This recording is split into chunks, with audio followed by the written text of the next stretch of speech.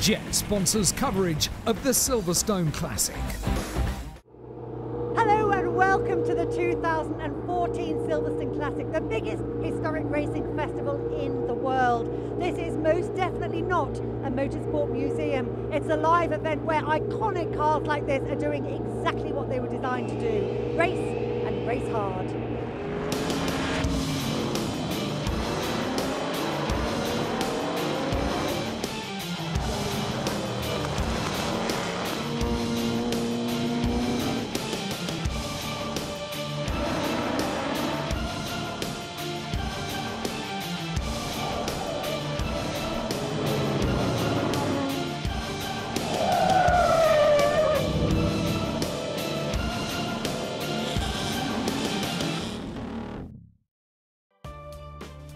Coming up, we have the best of the action with everything from the beautiful old Formula One machines to the mighty Group C Le Mans cars, all going wheel to wheel.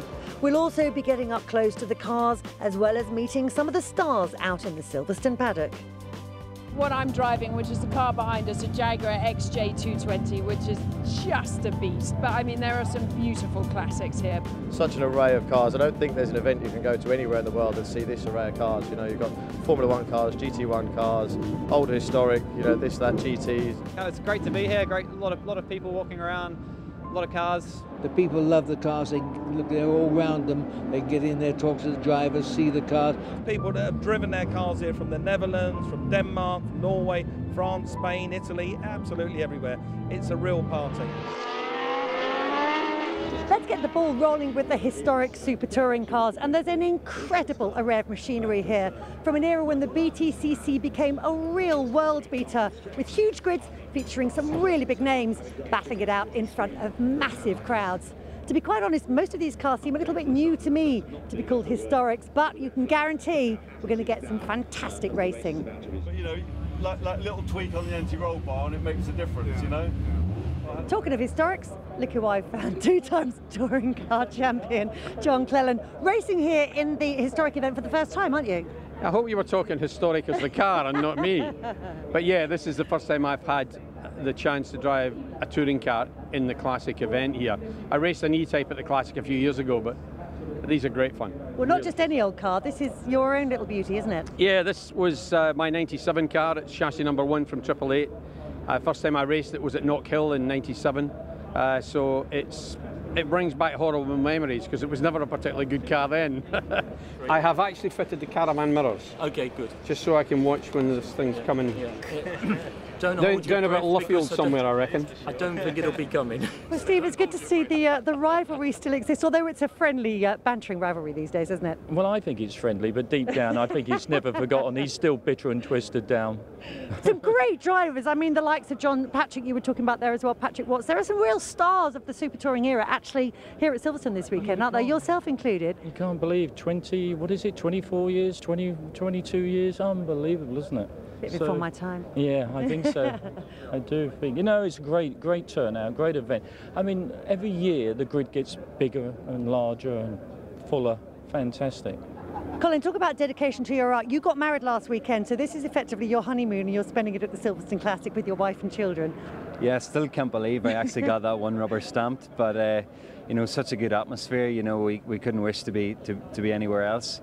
The 2 boys love cars, so yeah, it's good for me as well to be out in the BMW Batmobile and get a bit of practice in ahead of next weekend at Snetterton.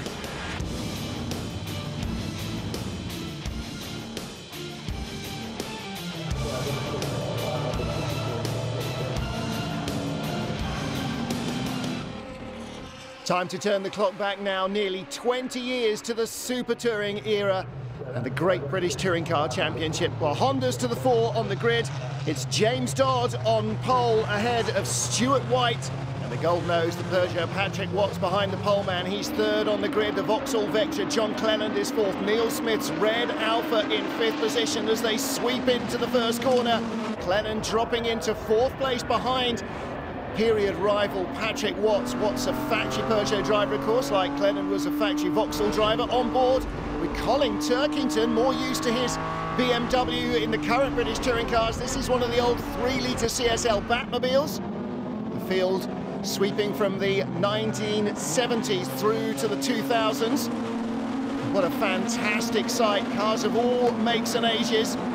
There's a rarity, the white car, the Opel Belmont, essentially a boot on an Astra.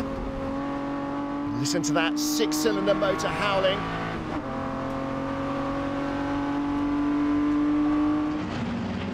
Leaders into Luffield, and Cleland slides wide under pressure from Neil Smith in the Alfa Romeo. What a fantastic sight this is. Colin Turkington's Batmobile right in the middle there, the multicoloured car. Great lunge from Stuart White, back in front, but James Dodd, as White overcooks it under braking, squeezes through again. What a great race these two are putting on. The Honda Accord, the fastest cars in the field. James Dodd in front, watched by the family. And another family affair, Jason Minshaw driving a Demon Tweaks BMW, colours made famous by a dad, John, of course. This is where the incident happened then. Running into him, the 75 Zaxpeed Escort of Mark Wright. Battle for third place, the red Alfa 156 of Neil Smith, raced in period in Italy by Stefano Modena. He dives in front of Simon Garrard. And of course that Renault Laguna, built by the Williams Formula One team. This particular chassis raced by Jean-Christophe Bouillon, but Jules never won in it. Jason Plato was a winner during the season though. On board with John Cleland, twice a British Touring Car champion, never in a Vectra, one in an Astra and in the Cavalier, of course. Neil Smith holding on to third in the Alfa Romeo, built by N Technology in Italy. And those 156s then went on to race in the European and latterly the World Touring Car Championship in a slightly different guise. Renault kind of hung up their touring car helmet really at the end of the Super Touring era. On board with Cleland, sweeping round Luffield. Now this much hasn't changed. This would have been the view in period when Derek Warwick was racing this Vectra for 888. Down into Copse Corner, then of course the first turn. And the Laguna sweeps wide around the outside for third. And Patrick Watts on the back of the queue in the Peugeot 406 looking to get involved, as is Cleland. So the two Hondas dicing out front, but a four-way sweep through the Beckett's S's. And it looks as though Neil Smith in the Alfa really coming under attention from Cleland. Cleland's been biding his time in a Vectra. Now he looks ready to strike. Kicking up the dirt on the exit as they come out to the Chapel curve. That might be holding Simon Garrard up a little, but it's Neil Smith who's having to check the mirrors. Dives to the inside at Stowe, and through he goes for third. Or does he? Garrard with lots of grip on the outside. Cleland not quite able to capitalise. Meanwhile, back into the 70s. The big V12 Jaguar Coupe versus the 6-cylinder BMW with Colin Turkington. This very different, of course, in feel from his current British Touring Car BMW 1 Series, but front engine, rear wheel drive, and look at the Jag pouring all that 500 plus horsepower onto the road. Those big coupes, such a crowd favourite, so unreliable though. Put Derek Bill off touring car racing for good.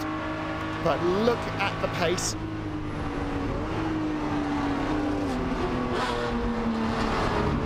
Turkington looking round the outside and around he goes. Fantastic dives with Paul Pocciol's Jag. 5.3 litre V12 coupe. John Cleland still pushing Simon Garrard's Renault Laguna. Oh, and that's a mistake there in the S's. Richard McAlpine gets back on track just in front of the third place battle. And does that give a chance? Yes, it does. Through into third has gone Simon Garrard, because Neil Smith in the Alfa was the man who had to take most avoiding action onto the hangar straight. Patrick Watts at the side of the road, out in the Peugeot 406. Down into Abbey. Cleland goes through as well. So that Capri meandering in front of Neil Smith cost him momentum and 2 places. And right behind is the Nissan Primera of Graham Dodd. That's James Dodd's dad. As the three-way battle continues, Cleland up the inside. The man's an animal.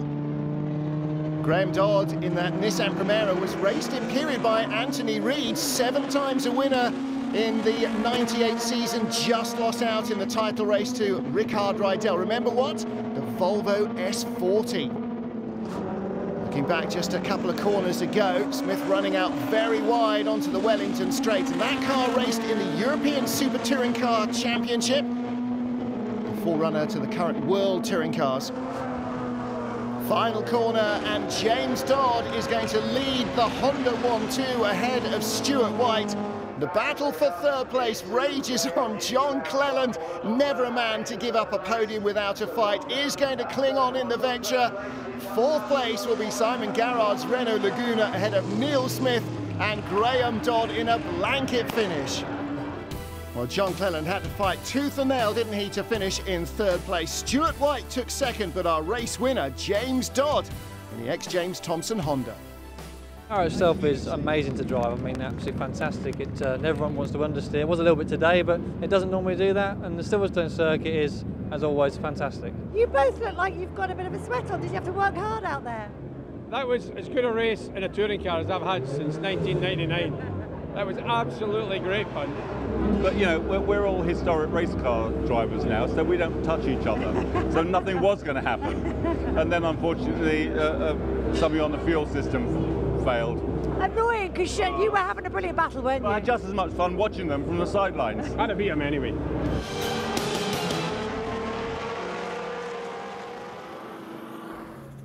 There are a record 93 car clubs represented here at this year's Classic, with everything from midgets to Mercedes on display. It's wonderful to just get out and about and explore the absolutely incredible array of machinery here, all lovingly cared for by their owners. It's a must for all car lovers. The 1990s was an era when production-based GT cars dominated the world of endurance racing, and here at Silverstone they're back. These mighty beasts entertained the crowd as they thundered round the track in a high-speed demonstration, and it provided the perfect excuse for a few familiar names to offer their services to get out on track. Jodie, you're definitely a woman after my own heart. You love looking at fast cars, you love driving fast cars, and boy, are there some beautiful cars here this weekend. It is just outrageous. I've just been walking around the paddock going, oh, look at that, look at that, look at that. It's just unbelievable. What's caught your eye most of all? Well, I think what I'm driving, which is the car behind us, a Jaguar XJ220, which is just a beast. But I mean, there are some beautiful classics here, but I'm racing her for the first time. I haven't raced for about 6 years, so I'm a little bit nervous, but no, I'm looking forward to it. Mark Webber's Porsche teammate Kiwi Brendan Hartley was out on track, sampling some of Porsche's factory history.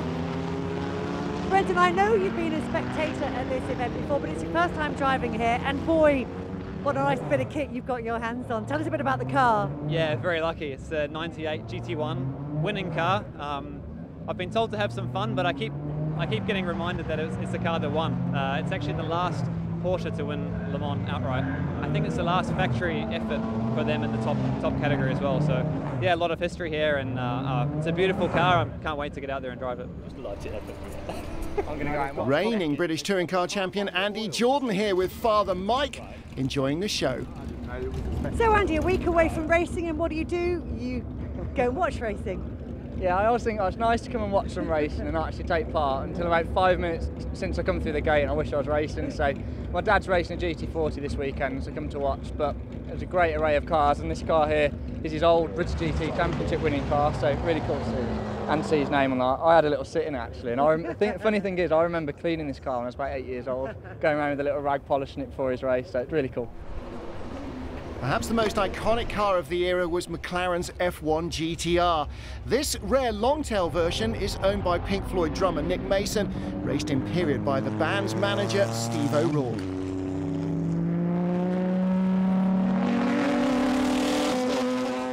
Coming up, we get out and about around the show. We'll track down a few familiar faces, and there's still plenty more action out on track.